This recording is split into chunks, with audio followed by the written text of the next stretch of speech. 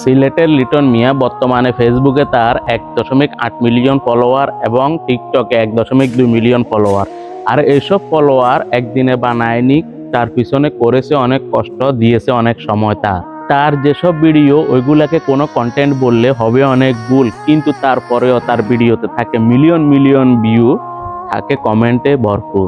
লিটন মিয়া ভালো করে বুঝে গেছে বাংলাদেশের মানুষের কাছে ভালো ভিডিওর নেই কোনো দাম, তাই তো সে বেছে নিয়েছে পাগলামির ভিডিও, হয়েছে সে ভাইরাল, এখন হয়েছে তার অনেক নাম। কিন্তু এখন তার পোস্টের কমেন্টে গেলে দেখা যায় সবাই বিরক্তি বোধ করতেছে তার ভিডিও থেকে, সবাই চায় তার আইডি হয়ে যাক ব্যান। আমি তাদের উদ্দেশ্যে বলতে চাই, আগে কেন তার পাগলা ভিডিওগুলো দেখে করেছেন তাকে সাপোর্ট, সেটার জবাব দেন।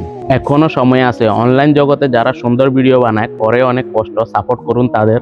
না হলে জন্ম নিবে এমন হাজারো লিটন, তখন নিজেদের দোষী করা ছাড়া থাকবে না কোনো রাস্তা আপনাদের।